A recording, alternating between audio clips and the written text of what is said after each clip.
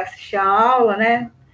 Depois consegue assistir. Bem, nós já estamos sendo gravados. Muito bem.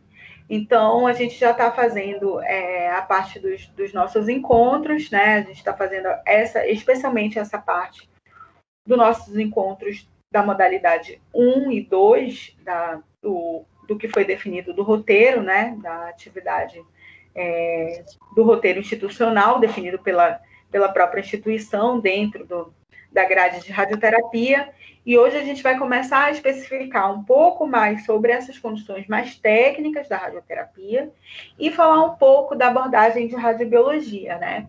Isso está dentro da unidade 1, especialmente da unidade 1, que está contemplado lá no roteiro de instruções do que foi definido pela escola, né? Eu vou abrir aqui para vocês a apresentação. Então, me avisem, por favor, se já está aparecendo aí para vocês o compartilhamento. Está sendo compartilhado para vocês a tela? Sim. Está, só não está aparecendo ainda o conteúdo. Agora sim. Apareceu aqui? Agora apareceu. Tá, Sim. ótimo. Então, a gente vai fazer uma breve revisão, né, sobre esses conceitos de radio-oncologia, né, uma breve abordagem histórica aí da radioterapia, que é fundamental para a gente conhecer como se deram, né, essas primeiras aplicações. Eu acho que a gente até chegou a falar um pouco disso na aula passada. Isso aqui, eu acredito que todo mundo já esteja bem familiarizado, né? O raio-x foi descoberto pelo Röntgen, a gente já conversou isso em outras disciplinas. Isso aconteceu em 8 de novembro de 1895, né? Na Universidade de Duisburg, na Alemanha. Então, o Röntgen fez esse experimento, né? É um experimento que já vinha sendo feito pelo Hertz há algum tempo. Em janeiro de 1896, ele fez essa radiografia aqui, que é a radiografia da Berta Röntgen, que é a mulher dele, é a radiografia mais famosa que a gente tem no mundo, né? É o raio-x mais famoso, assim, anatômico de todos, porque ela tem a aliança de casamento deles, né? Em que a gente tem o contorno dos ossos ali e a percepção que o Röntgen tem de que, então, aquela radiação que ele tinha descoberto... Tem gente tentando entrar? Estou ouvindo barulho aqui? Ah, não. De que aquela radiação que o Röntgen tinha descoberto, então, era uma radiação que era absorvida, né, por materiais densos e tudo. Então, concomitante a isso, né, o raio-x ele passa, então, a ser utilizado em diversos ambientes, né, desde das aplicabilidades médicas até nos ambientes que não tinha-se um direcionamento médico. A gente já conversou sobre isso aqui, gente. A falta do discernimento do uso do raio-x, a gente chegou a conversar sobre isso? Eu cheguei a conversar sobre isso para vocês? Cheguei a falar sobre isso já? Onde o raio-x foi utilizado ou isso aqui é novo? Eu acho que não, Laís. Não, né? Tá. Acho que a professora já falou, né? A respeito do mau uso do raio-x, né? Tá. Isso aqui eu mostrei para vocês na aula passada? Mostrou. Sim. Ótimo. Então, a gente já passou por isso aqui. Também. Falou disso. Ótimo. Isso. A gente parou no efeito colateral. Os efeitos colaterais. Ótimo, então. Muito bem. Deixa eu só olhar aqui, então, uma coisa. A gente começou a falar quando ele começou a ser utilizado como terapia. Falou disso aqui, certo?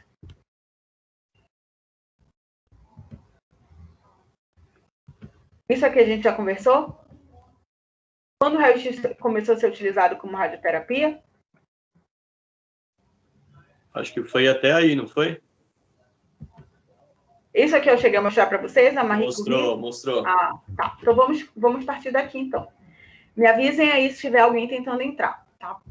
Muito bem. Então, teve todo aquele mau uso da radiação, né? Mas eles começaram a perceber que o raio-x poderia ser utilizado no tratamento oncológico, né? E isso era um avanço muito significativo. O raio-x tinha sido descoberto em 1895. E aí, nos anos 30, especialmente no final dos anos 20, no começo dos anos 30, começou a surgir um avanço muito grande na física médica, em que as pessoas, né, os grandes físicos, médicos, eles começaram a perceber que a variação de dose de radiação, ela tinha uma influência muito grande nos efeitos biológicos que seriam produzidos nos tecidos. Então, isso foi um divisor de águas a partir dos anos 40, por conta desse trabalho desse cara que se chama Strandivsky. Então, o Strandivsky, ele publica um trabalho que ele associa o efeito da radiação relacionando duas variações, dose e tempo, né? E isso passa a ser um divisor de águas muito grande na radioterapia. Por quê? Porque ele passa a relacionar o seguinte: se a gente começar a utilizar uma dose de radiação muito alta, mas num tempo curto, a gente consegue produzir um tipo de efeito. Se a gente utilizar uma dose de radiação bem pequenininha e aumentar o tempo do tratamento, né? Se a gente colocar um tempo bem prolongado e der doses bem pequenininhas, a gente consegue outro efeito. E aí o tratamento da radioterapia, ele começou a tomar um formato muito semelhante ao formato que a gente tem hoje, né? Então, a quantidade de radiação que era utilizada no raio-x, na radioterapia, não é muito diferente do que a gente vê hoje, por exemplo, no raio-x diagnóstico. Então, a quantidade, os primeiros aparelhos, né, de radioterapia, eles ficavam numa variação assim de 200 eletrovolts, de 300 eletrovolts, né, que eram assim os primeiros equipamentos, que inclusive eram os equipamentos que são hoje ainda de grandes empresas que fabricam equipamentos até hoje, né? Por exemplo, a Siemens, ou por exemplo, a Philips, por exemplo, a GE, que ainda até hoje trabalha com radiologia, também estiveram envolvidas desde muito tempo, desde os anos 30, 40 aí, produzindo equipamentos dentro dessa área. Por que a gente precisa falar disso, né? Porque quando a gente está falando de radioterapia, a gente está falando essencialmente do uso da radiação para tratar câncer. A radioterapia não é exclusiva para o tratamento de câncer. Por que a gente vai ver isso? Eu acho que tem gente tentando entrar aqui, gente. Vocês têm que me avisar isso.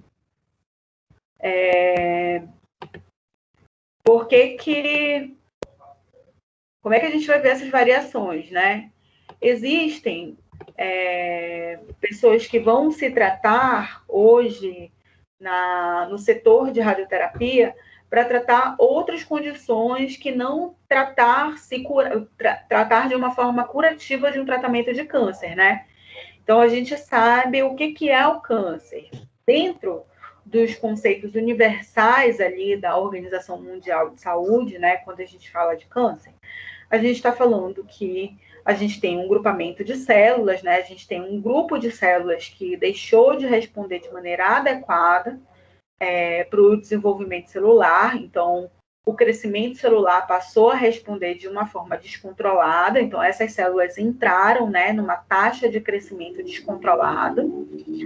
Essa taxa de crescimento é uma taxa de crescimento que normalmente acontece com uma célula. Então, uma célula, quando está na sua atividade regular, ela tem fatores de crescimento, né? Fatores que são promotores do seu crescimento, que influenciam ali na sua reprodução. Mas quando a gente está falando de uma célula cancerígena, né? A gente está falando de uma célula que perdeu o controle disso. E isso acontece por conta de agentes, né? Às vezes, essa célula sofreu uma mutação por conta de uma exposição à radiação. Às vezes, essa célula sofreu uma alteração de mutação por conta de uma alteração genética. Às vezes, essa célula sofreu uma exposição a um agente mutagênico da alimentação, né? Pode ter sido um agente agrotóxico, pode ter sido um conservante, pode ter sido um adoçante, um refrigerante. Existem vários elementos que estão inseridos na nossa dieta, que são elementos que são capazes de alterar o comportamento da nossa célula, porque eles são agentes mutagênicos, tudo bem? Então, a gente vai ver isso. Essas células deixam de responder pro crescimento normal, por conta dessas alterações mutagênicas, e passam a responder descontroladamente. A radioterapia essencialmente atinge o crescimento destas células. Então, quando a gente fala do fundamento radiobiológico, né, quando a gente fala do fundamento da radiobiologia, a gente está falando de uma atividade da radiação alcançando essas células no seu crescimento. Então, a radiação tem a capacidade de alterar o crescimento dessa célula cancerígena, né? Impedir com que essa célula cancerígena continue se reproduzindo e mais, né? Além de impedir com que essa célula continue se reproduzindo, a radiação tem a capacidade de fazer com que essa célula seja levada à morte. E isso é muito importante, né? Entretanto, a radioterapia não é utilizada somente para essa finalidade. Então, por exemplo, existem pacientes que têm outras complicações que podem ser tratados no serviço de radioterapia, né? Pacientes que têm malformações arteriovenosas cerebrais, por exemplo, né? Então, pacientes que têm condições genéticas ali de problemas vasculares, né, nas suas distribuições cerebrais por conta de malformações. O que é uma malformação cerebral? É um vaso sanguíneo, né, que se comunica de uma forma inadequada. Isso influencia ali na distribuição adequada dos níveis sanguíneos e dos níveis de oxigênio, influencia na troca gasosa, influencia ali na taxa de influência da distribuição do sangue. E aí a gente vai ver que esse paciente, ele pode ser tratado, né? Essa MAV, que a gente chama de o apelido, né, da malformação arteriovenosa, pode ser tratado no setor de radioterapia, né? Pacientes que estejam com sintomas graves do câncer, né? Pacientes que estejam fazendo compressões graves cerebrais, pacientes que estejam fazendo sangramentos muito significativos, pacientes que estejam fazendo compressões de coluna vertebral, pacientes que estejam fazendo quadros de dor. São pacientes que vão fazer radioterapia não de uma forma curativa, mas vão fazer a radioterapia como uma forma de mediar aquela dor. Então, a radioterapia, na sua essência, a radiação vai ser usada, sim, na tentativa de curar aquele tumor ou diminuir aquele tumor para que haja uma intervenção cirúrgica, mas ela pode ser utilizada também para que seja feitas essas outras medidas, né? Muito bem. Dito isso, vamos voltar aqui para a apresentação.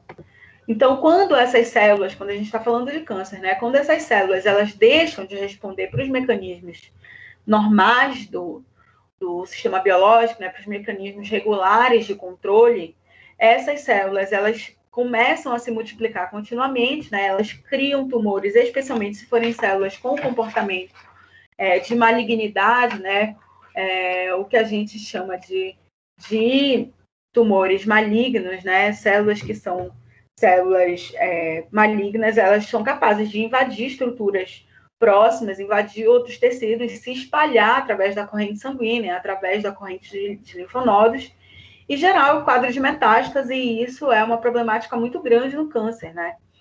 Então, o câncer, especialmente quando tem esse comportamento invasivo, a gente já viu isso lá em mamografia, né? Se vocês bem lembram, a gente viu isso em mamografia. O câncer, ele está dividido, vamos dizer assim, nos tipos de carcinoma que a gente chama de carcinoma in situ e os carcinomas que são invasivos, né?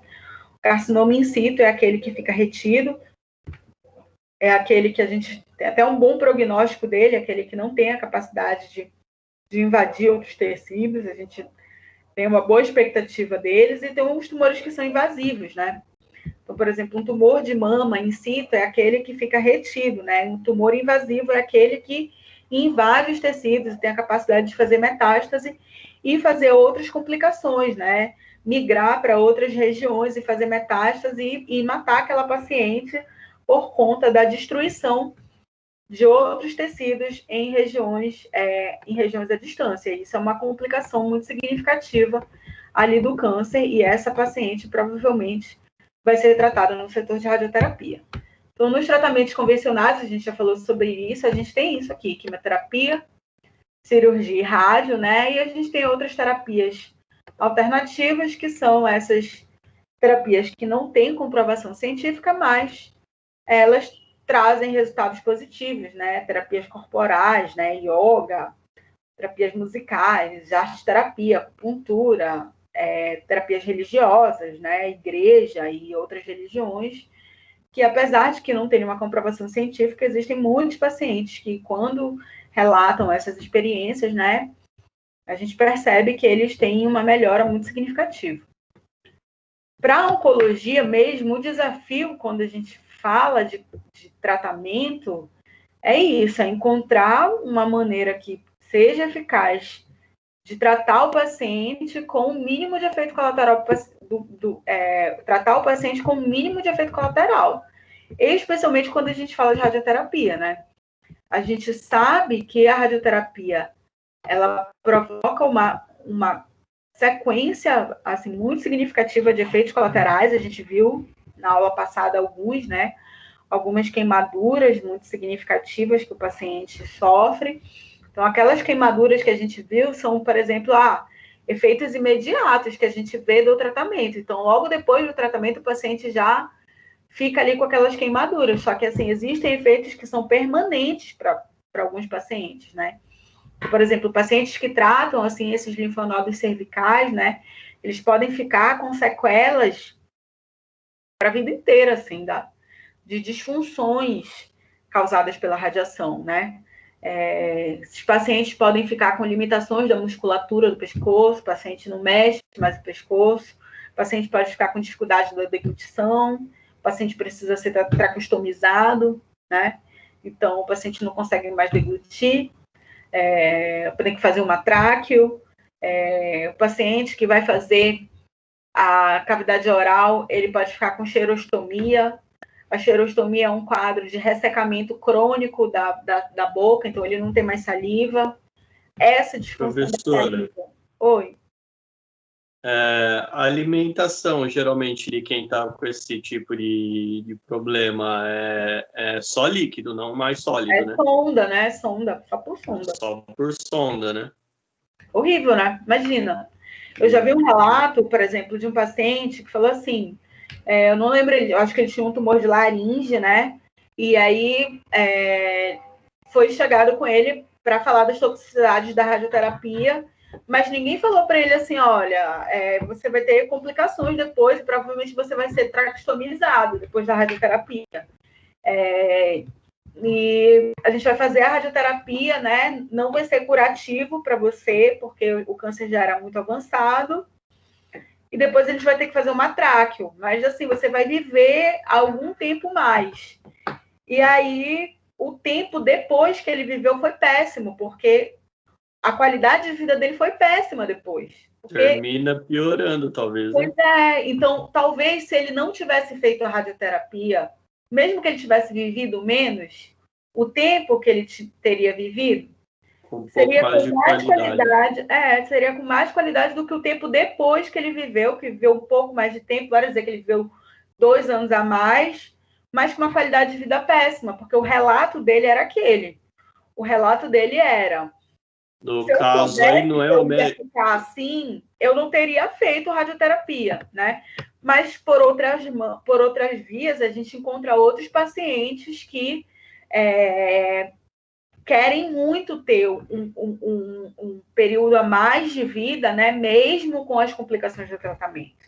Então, por exemplo, o paciente da xerostomia, que é esse paciente que fica com esse ressecamento contínuo na boca. Então, esse paciente é o paciente normalmente que trata de cabeça e pescoço, assim, então tem algum tipo de câncer de cabeça e pescoço, pode ter câncer de língua, pode ter câncer de cavidade oral em algum outro lugar, palato, sei lá. E ele tem o ressecamento das glândulas salivares, né? E esse ressecamento é um ressecamento crônico. Então, a glândula salivar fica ressecada para sempre. Ou seja, ele não tem mais saliva. E a saliva é fundamental para a gente sentir o gosto das coisas. Então, às vezes, ele perde o paladar. Então, ele não sente mais o gosto da comida, por exemplo. Então, a comida perde o sabor. Então, é muito frequente a gente encontrar alguns sintomas, algumas sequelas assim muito importantes nesses pacientes, né? Por exemplo, as minhas pacientes de câncer de colo uterino, a gente já chegou a conversar sobre isso aqui. Então, as minhas pacientes de câncer de colo uterino, elas têm complicações que são complicações muito delicadas, né? Porque depois que elas terminam o tratamento, é muito frequente a gente observar estenose vaginal nelas. Então, a gente tem um canal vaginal, né? Uma atividade sexual frequente. Depois que termina o tratamento da radioterapia, então, por conta dos processos inflamatórios e tudo, existe um estreitamento desse canal. Então, fecha o canal vaginal. Então, esse estreitamento não tem mais passagem. Então, o ato sexual é muito doloroso para todo mundo. Não é prazeroso para o homem, não é prazeroso para a mulher, né? Às vezes o canal ele está fechado, às vezes ele fica estreito. Então, parece que o homem não conseguiu penetrar todo o canal porque ele fica encurtado, né? A mulher relata dor durante o ato sexual. Muitas delas não conseguem recuperar o prazer sexual. Então, elas fazem sexo sem sentir prazer, porque a libido fica comprometida, né? Muitas delas são muito jovens, então, muito jovens assim, eu tenho paciente de 22 anos, que entrou num quadro de menopausa precoce, então ela começou a ter sintomas de menopausa, ou seja, diminuição da libido, não vai menstruar mais, ela começa a ter fogacho, ela começa a ter quadros de irritação, né? Ela começa a manifestar um quadro que é um quadro incompatível com a idade dela por conta do tratamento da radioterapia. Então, a gente tem benefícios, né, muito claros em relação ao tratamento, vai salvar a vida daquele paciente. Entretanto, a gente tem, sim, efeitos colaterais que são imediatos, a gente vê aquelas queimaduras. Porque são aquelas queimaduras. Tudo bem, mas as queimaduras, né, elas se recuperam, porque a pele tem uma atividade mitótica muito alta, então a queimadura talvez seja o de menos para aquela região das problemáticas, assim, a menor das problemáticas, né? O problema é que nas sequelas posteriores. Nestes casos, o médico oncologista, ele detalha esses problemas pós-radioterapia para os pacientes? Na real, quem detalha é o radioterapeuta mesmo, né? É o radioterapeuta? Quem detalha mais é o radioterapeuta. Só que assim. Porque tem que ter um esclarecimento sobre, né? E sempre tem que ter, por exemplo, para as minhas pacientes de colo uterino, eu sou orientada a sempre falar para elas o que é a radioterapia, o que é teleterapia, o que é braquiterapia, qual é que é a diferença. Eu já tive paciente que me perguntou, mas como é que funciona? Queria saber física, por exemplo. Queria saber fisicamente. Eu achei curiosíssimo, porque nunca nenhuma paciente tinha me perguntado, mas o que é o negócio que sai de lá? O que é isso? Entendeu? Ela queria saber fisicamente o que era. E aí eu tive que falar fisicamente, olha, o que é um feixe de radiação. Então, a gente não vê, é um feixe de energia, um pacote de energia que é administrado e acontece uma transferência de energia para esse tumor e atinge o tumor no DNA. Era isso que ela queria ouvir, né? Então, os pacientes precisam ouvir isso, né? A gente vai ver muito isso. Na radioterapia, a gente vai ver que perfis de tumores, né? Alguns perfis de tumores, eles são característicos de perfis sociais.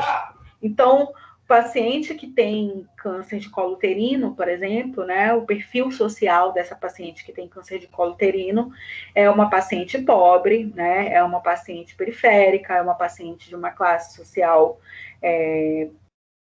C ou D, né, uma paciente que não fez ou não conseguiu fazer um ensino fundamental completo, ou ela não tem nenhum ensino médio, ou ela não tem um ensino fundamental, ou ela não conseguiu finalizar o ensino médio, né? Se ela tem um ensino fundamental, ela não conseguiu finalizar o ensino médio. Então, é uma doença, em geral, de mulheres pobres, né? Está associado ali ao seu grau de instrução, né? Diferentemente, um outro perfil que a gente vai identificar é da mulher do câncer de mama, né? Na mulher do câncer de mama, a gente não encontra uma padronização de um perfil social, né? A gente não tem como dizer que é necessariamente de mulheres que são de classes pobres ou de mulheres que são ricas, né? Porque não está condicionado a uma questão social, né? Mas existe isso quando a gente trata de algumas especificações de câncer, né? Sim, muito bem. Então, voltando à nossa apresentação, deixa eu projetar o slide aqui para vocês. A gente vai conversando e aí eu esqueço de voltar para a apresentação. Bem, acho que isso aqui a gente já falou também, né? Radioterapia está dividida em teleterapia, que é a radioterapia externa, e bracterapia, que é aquela radiação interna. A gente vai falar disso mais na próxima aula, que é quando a gente vai começar a diferenciar esses tratamentos, assim, né? Mas eu quero deixar bem fechada essa parte de radiobiologia com vocês, o máximo que eu puder, porque nessa e na próxima aula, na verdade, para que a gente consiga assim, dar um direcionamento mais aberto assim, para isso. Então, a radioterapia ela começa na prática mesmo, lá pelos anos 40, com o que a gente chama de terapia de ortovoltagem, que não está escrito aqui, que é aquela terapia de contato, né? Aquela terapia de contato que utilizava assim, feixe de raio-x mesmo. Aí depois vem as terapias com fontes radioativas, que foi o cobalto e o césio. O césio é aquele que aconteceu aquele acidente em Goiânia, né? Aí depois vem os aceleradores lineares. Aí tem a bracterapia, que é a fonte de emissão interna ao corpo, né? Ou seja, ela está em contato, não precisa estar dentro, ela está em contato com o corpo. Na BRAC, a gente tem a administração que a gente chama de alta taxa de dose, que é high dose rate, e baixa taxa de dose, low dose rate. Os tipos de técnicas da teleterapia, eles são variadíssimos, né? Isso aqui vocês já devem ter ouvido falar também. Então, as técnicas da radioterapia e teleterapia, eles começaram com os tipos convencionais, 2D, que era baseado em radiografia mesmo. Depois isso passou para 3D, e aí começaram a entrar tomografia, ressonância.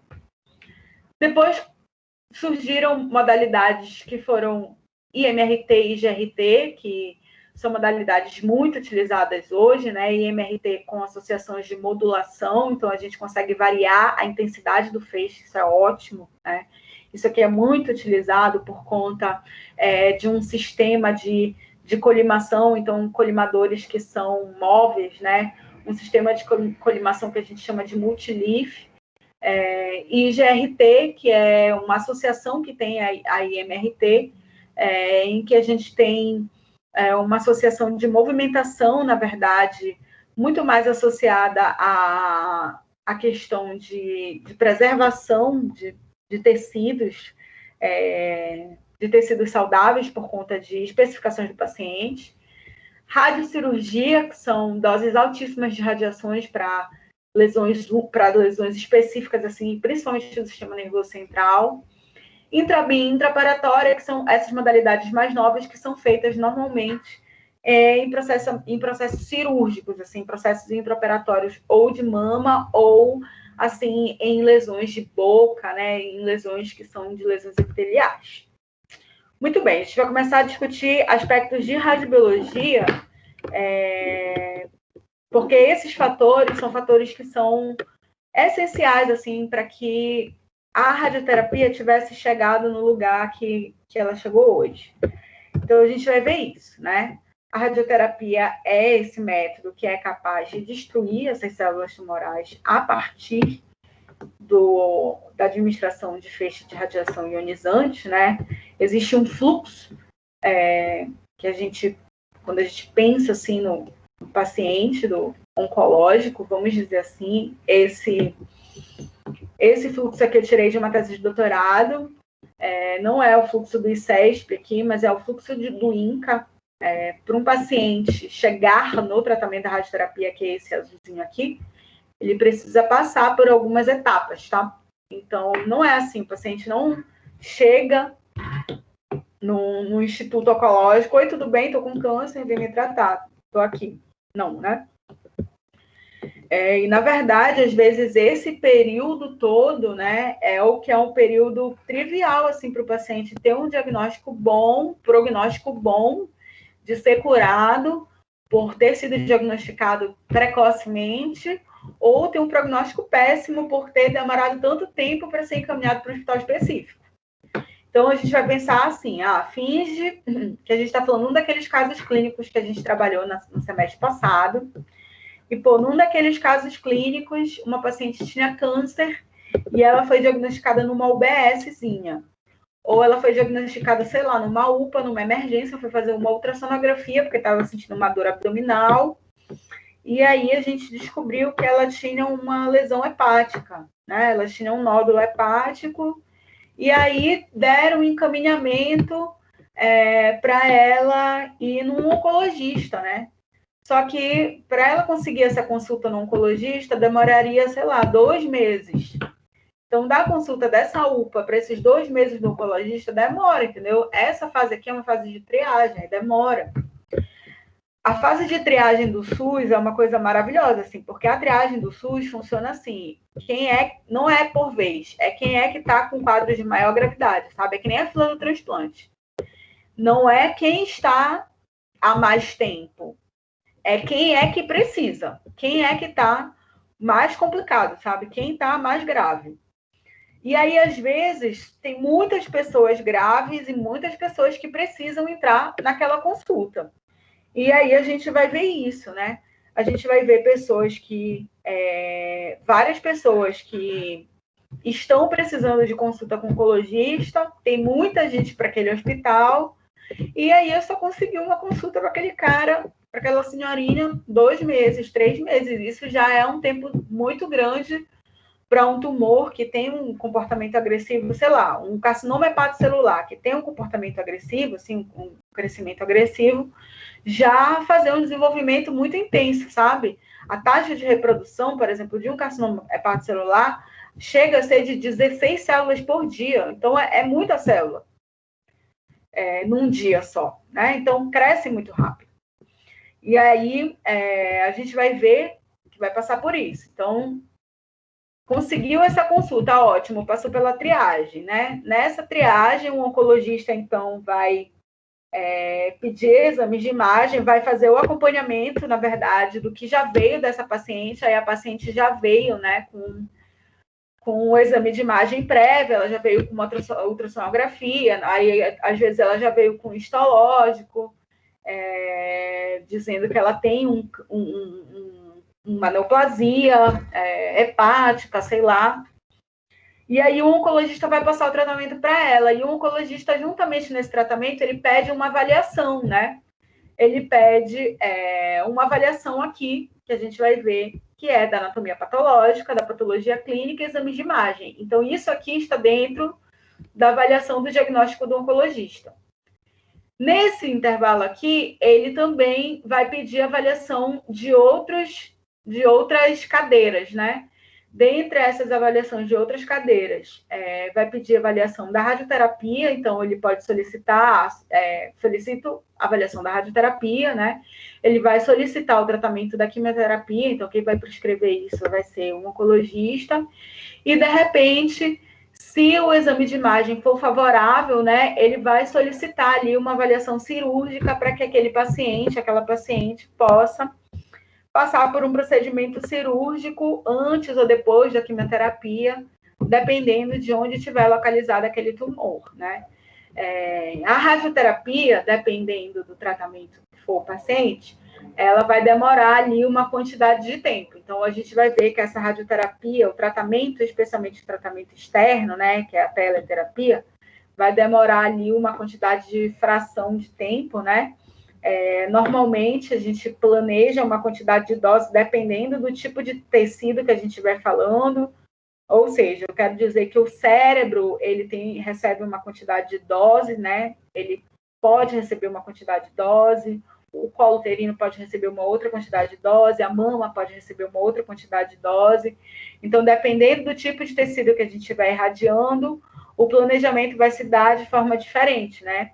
O fracionamento, aquela quantidade de radiação, foi 30 Gray, foi 32 Gray, foi 36 Gray, foi 28 Gray. Então, isso vai ser dividido em frações iguais. Então, foi 28 Gray dividido em 25 frações. Então, 28 dividido por 25 vai dar 1,1 Gray por cada fração. Então, ele vai receber durante 25 dias 1,1 Gray.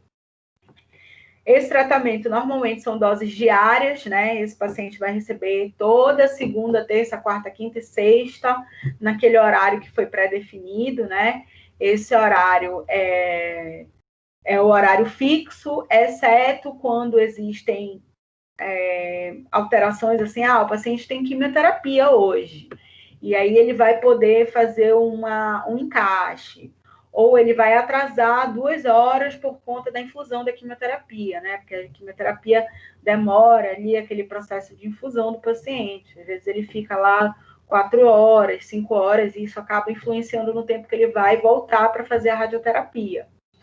Então, esse paciente vai todos os dias, às 11h30 da manhã, fazer isso, exceto naquele dia que ele tem infusão quimioterápica. Então, naquele dia ele teve infusão e ele só vai poder descer 5 horas da tarde, porque ele vomitou muito, ele ficou com pressão baixa ou alguma outra coisa assim. Então, normalmente, a quimioterapia e a radioterapia, elas são concomitantes. O que é concomitante? Está rolando junto, tá? Estão entendendo, gente, o que eu estou falando? Estou falando muito rápido.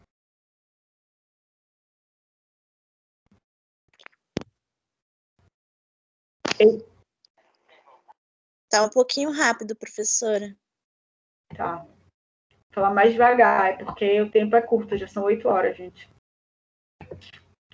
Então, voltando aqui a falar do fluxo, né? Como é que funciona esse fluxo? Então, quando a gente está falando do fluxo da radioterapia, eu estou querendo dizer assim, que o paciente que chega para a radioterapia, ele não cai de paraquedas para o médico radioterapeuta, né? Significa que ele já passou, assim, no médico oncologista antes. Então, para ele chegar no médico radioterapeuta, que vai prescrever esse tratamento da radioterapia, ele passou no oncologista. Então, o oncologista é essa parte do diagnóstico aqui. Então, o oncologista, ele vai pedir os exames de imagem, né? Esses exames de imagem são os exames que a gente vai fazer o estadiamento, né? Vocês lembram o que é o estadiamento? Quando a gente fez aquelas orientações lá do projeto integrador, eu falei para vocês que o estadiamento era a investigação que a gente fazia em que grau estava aquele câncer, sabe? Por exemplo, será que aquele câncer ele está retido só naquele local? Ou será que aquele câncer já migrou para uma outra área, né? Será que ele já cometeu um outro ducto? Será que ele já... Então, tem vários graus de estadiamento que a gente acompanha por imagem. Então, quem faz isso é um oncologista, né? Então, antes do oncologista prescrever, indicar o paciente a fazer uma radioterapia ou fazer uma cirurgia, ele vai verificar a possibilidade dele fazer quimioterapia, ele planeja a quimioterapia dele, né? Essa quimioterapia é feita com uma droga, normalmente são derivados da platina, então essa droga é cisplatina, que a gente chama, uma das drogas mais utilizadas assim para fazer quimioterapia.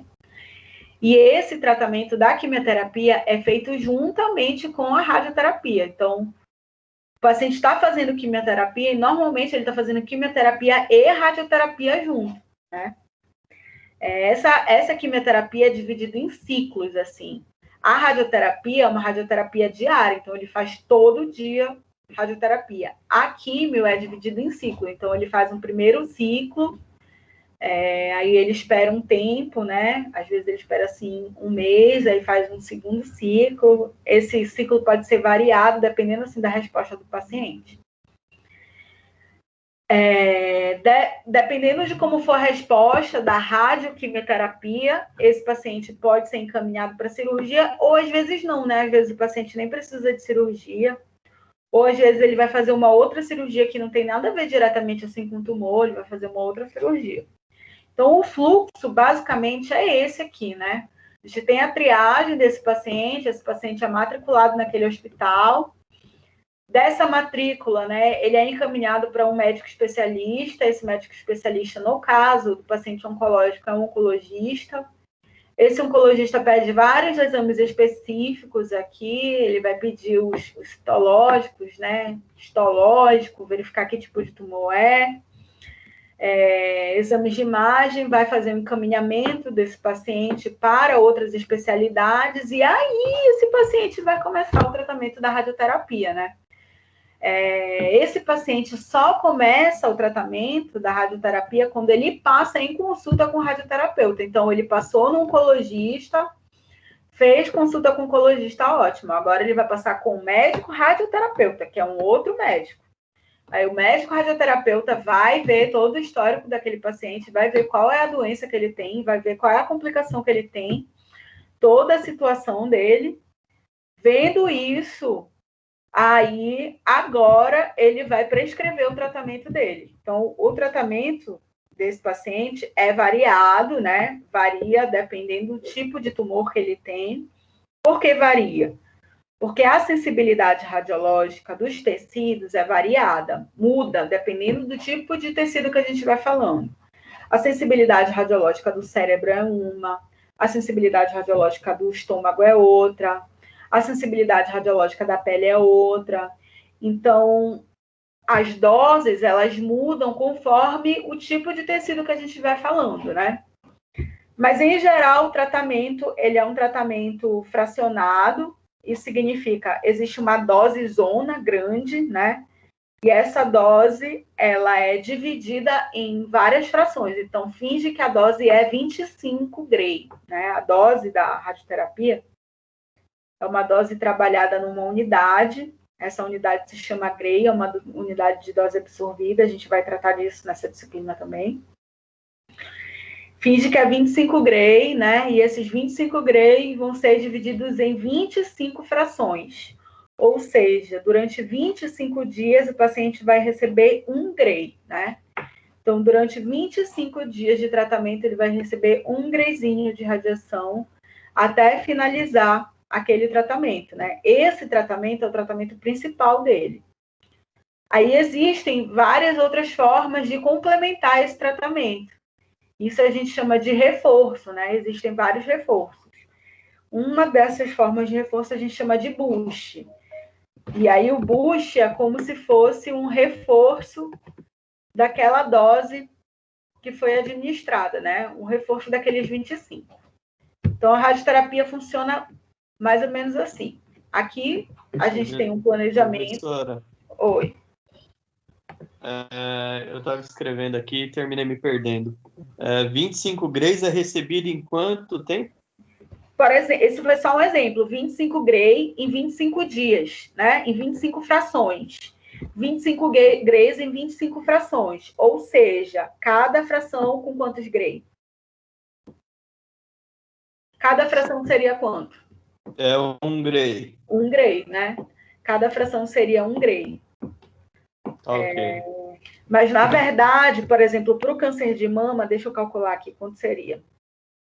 1,4 vezes 25. É uma taxa Para o câncer de aproximada, mama, né? para o câncer de mama, a dose total do tratamento é 35 Gray. Né? Câncer de mama é 35 Gray, dividido em 25 frações. Isso dá 1,4 Gray por cada fração. Então, isso é, por exemplo, um protocolo que a gente faz, né? A dose total é 35, dividido em 25 frações. Isso dá 1,4 Gray a cada fração. Então, são 25 dias recebendo 1,4. Tudo bem? Tudo bem. Entendeu? Obrigado. De nada. Professora, Oi. e quem determina essa dosagem? É o médico, o Quem radioterapeuta? determina, né? É o médico radioterapeuta. Existem, Bruno, vários protocolos, né? Na verdade, assim, não é da cabeça do médico. Eu decidi que hoje esse paciente aqui vai receber 35 Gray. Não, existem guidelines que a gente chama, né? Então, existem vários guidelines, assim, que são guias de orientação dos tratamentos, né? Esses guias, eles são definidos pelas sociedades de radioterapia. Então, tem a ORTOG, que é uma das sociedades mais importantes de tratamento de radioterapia, né? Existe sociedade europeia, existe sociedade americana que cria esses guidelines de orientação. Então, a cada vez eles vão criando os novos protocolos, né? Esses guidelines não são nada mais, nada menos do que protocolos. Eles vão criando os novos protocolos para que sempre tente diminuir os efeitos colaterais provocados pela radioterapia. Então, por exemplo, hoje, o que existe de radioterapia hoje, né, é muito inovador, porque o que foi utilizado de radioterapia há 5 anos atrás já é péssimo, já é, tipo, super atrasado, já é uma péssima estratégia, já foi um super atravanco e tudo, né? Hoje, o que a gente tem de radioterapia, de protocolo, já é muito inovador, já protege muito o paciente. Por quê? Porque os guidelines, né, eles vão sempre se atualizando. Entendi. O Laís. Oi. E essa dosagem, ela é feita, esse valor é fixo até o final do tratamento ou é tipo mensal? Como que funciona? O valor é fixo, né? O valor é fixo. Então, aquele valor, pode dizer, aquele paciente de câncer de mama. Então, aquela paciente de câncer de mama, ela vai receber 35 Gray, está definido isso.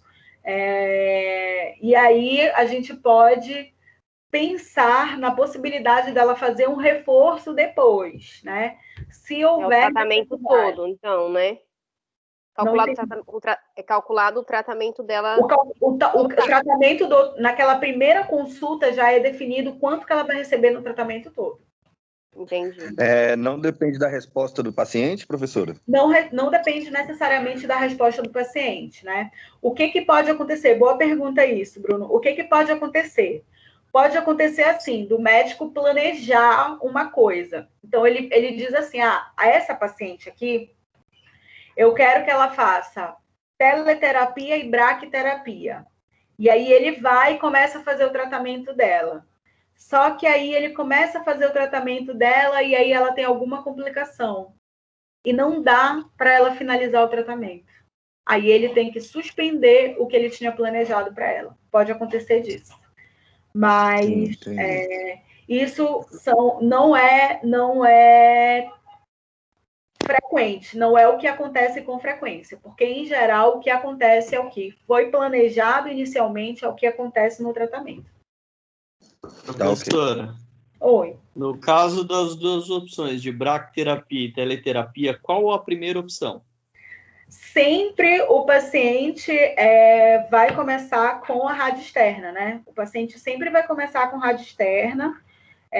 A braquiterapia, ela só é indicada, assim, para 10% dos pacientes. Então, e geralmente, esses pacientes que fazem braquiterapia, eles já fizeram teleterapia. Então, sempre a teleterapia é o tratamento principal do paciente, né? A braquiterapia é indicada somente para uma pequena porção de pacientes. Obrigado. Mais alguma pergunta? Vou continuar lá, porque eu quero mostrar essa imagem aqui para vocês.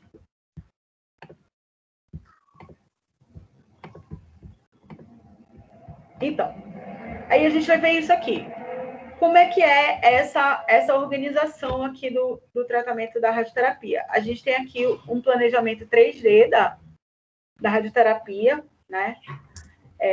Na radioterapia, a gente tem uma dose que foi pré-calculada de radiação, né? Essa dose foi definida pelo médico. Essa dose ela vai ser administrada num tempo, né, que foi fracionado em tantas sessões, em 20 sessões, em 25 sessões, em 28 sessões, nesse volumão de tecido. Então, se vocês olharem, o tumor, ele é uma pequena porção de um tecidão, entendeu? Tudo isso aqui está sendo irradiado, tudo isso aqui está sendo irradiado. E cada quadrado desse aqui é um lado que está entrando o feixe de radiação. Então, cada lado desse a gente chama de campo, né? Cada quadrado desse é um campo de radiação que está sendo irradiado. Então, esse equipamento roda de um lado, roda do outro, para irradiar nessa banda, para irradiar nessa outra banda, exatamente na intenção de erradicar as células tumorais aqui dessa mama, preservando quem? Os tecidos ao redor. Então, vocês conseguem perceber que isso aqui é um corte axial, vocês conseguem entender que isso aqui é um corte axial. Aqui a gente tem um pulmãozão, olha, aqui é o pulmãozão da paciente, aqui é o coração da paciente, bem aqui a medula da paciente, olha aqui. Aqui a gente tem coluninha da paciente. Quando a gente vai fazer uma avaliação coronalzinha do paciente, a gente está vendo aqui, a gente está vendo o coraçãozinho da paciente, o pulmão da paciente, a gente está vendo o fígado da paciente, a gente está vendo o pulmão da paciente, e está vendo que eles estão recebendo uma quantidade de dose. Está vendo esse azul aqui? Esse azul significa que tem radiação, porque essas linhas aqui do lado, ó, essa linha aqui, significa que é uma porcentagem de radiação que está saindo. As áreas que estão mais em vermelhos é o que a gente chama de área quente. A área quente é a área que está indo maior porcentagem de radiação. As áreas mais frias, né, é a área que está indo menor porcentagem, mas, né, está indo uma quantidade de radiação. Então, todo este campo está sendo irradiado, né? Esse campo não está sendo modulado. Tudo isso aqui está sendo irradiado. Eu estou vendo isso em 3D. A intenção é não irradiar, por exemplo, o coração dessa paciente, porque isso me geraria um dano muito significativo na paciente. Mas o pulmãozinho dessa paciente, especialmente o pulmãozinho direito dela, está sendo irradiado, né?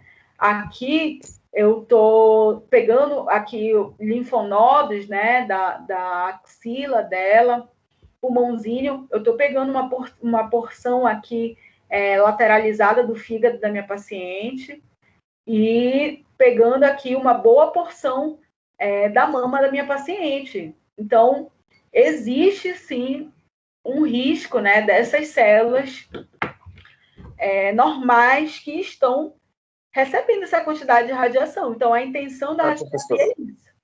Uma dúvida, se é um tumor mais interno, por exemplo, no órgão interno, as estruturas mais externas elas vão ser afetadas com a maior quantidade de radiação?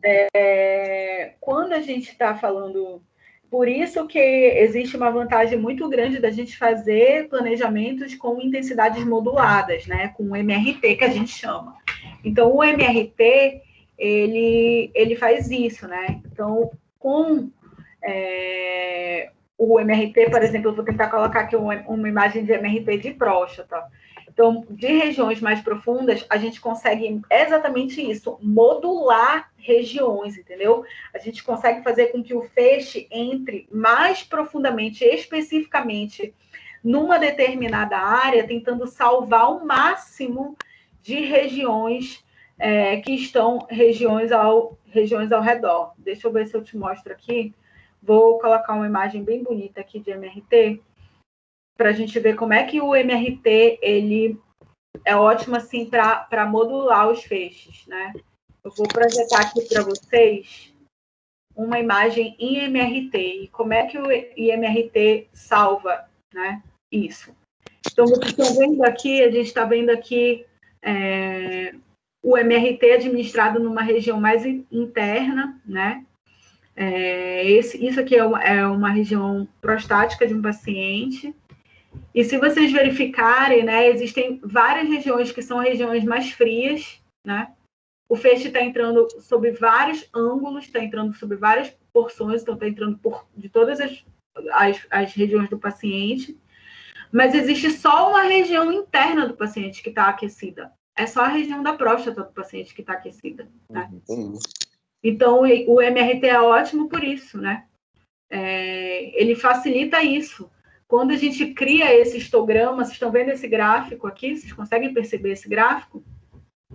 Tem um gráfico aqui. Esse gráfico ele é fundamental no tratamento da radioterapia. Ele se chama histograma dose-volume.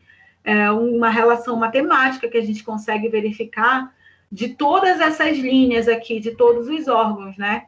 em que a gente precisa ter essa linha em vermelho, que é o órgão principal que a gente está tratando, e todas as linhas de baixo, essas linhas mais inferiores, precisam ser os órgãos que a gente está salvando. Então, o histograma dose e volume mais bonito, né, precisa ser o tumor pegando essa maior quantidade de radiação e os outros tecidos saudáveis todos com doses mais baixas aqui, o máximo possível, né? A gente precisa respeitar o máximo possível. E o EMRT é uma ferramenta que a gente tem que facilita isso, né? Facilita muito isso nesse sentido, no sentido da gente conseguir preservar essas áreas, né? Então, quando eu falo para vocês que a radioterapia é uma ferramenta, uma técnica que vai passar por muitos avanços ainda, eu estou falando disso, né? Porque a gente ainda vai ver, a gente está em 2020, né? E o IMRT começou a ser discutido com mais precisão há 8 anos atrás. E isso é muito novo, né? Com muito mais precisão em 2010, né? Isso é muito novo, muito inovador. Então, vão surgir ainda muitas outras técnicas. Então, a radioterapia é uma modalidade, né, muito jovem e muito promissora no universo do tratamento do câncer, né? Apesar dos seus efeitos colaterais, apesar das suas complicações, né? Apesar das suas limitações, é uma das modalidades da radiologia que mais se tem probabilidades aí de crescimento, né? Expectativas de crescimento. Bem, só para eu finalizar isso aqui com vocês, deixa eu projetar aqui.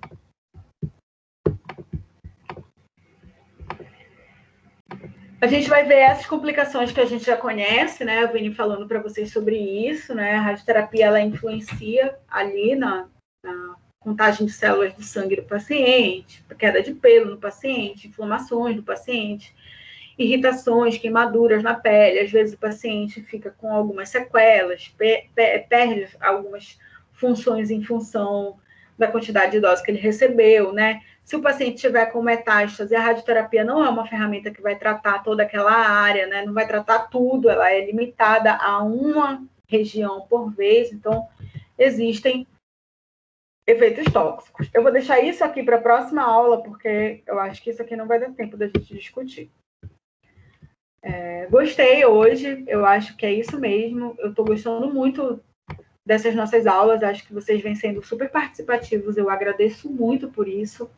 Eu quero dizer uma coisa para vocês têm que me explorar o máximo que vocês podem, porque essa é a disciplina que eu tenho mais experiência, porque eu trabalho com isso, e infelizmente o nosso horário é muito curto.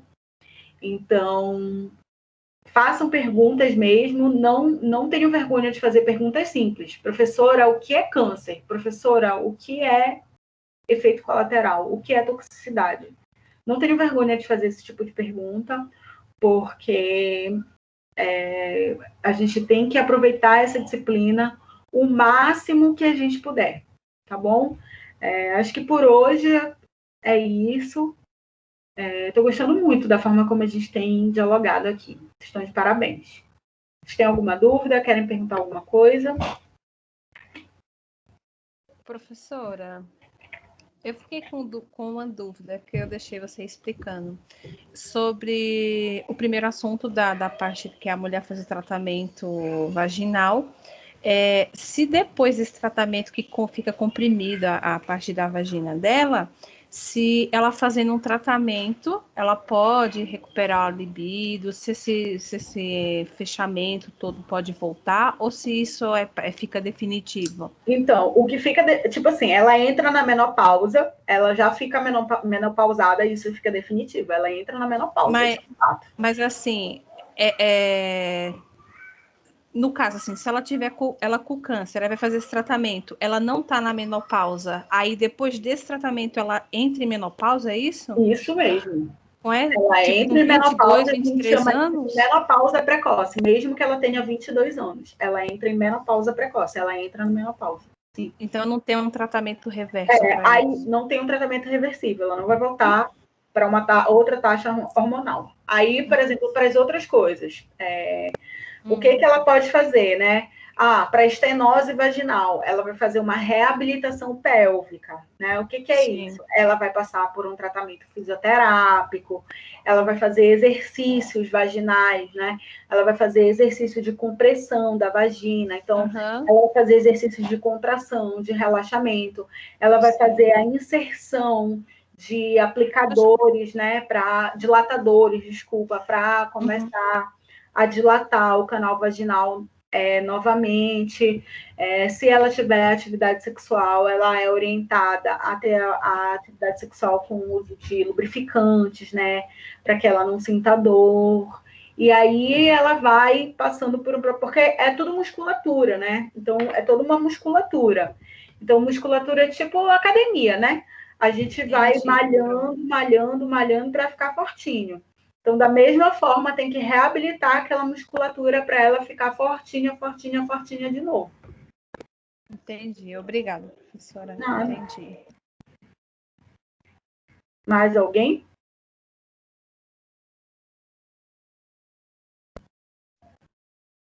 Não? Da minha parte, Era não, só tá tudo em essa. ordem. Beleza então, gente. As dúvidas que eu tinha, eu sanei. De boa. Então, vou parar a gravação. Ok.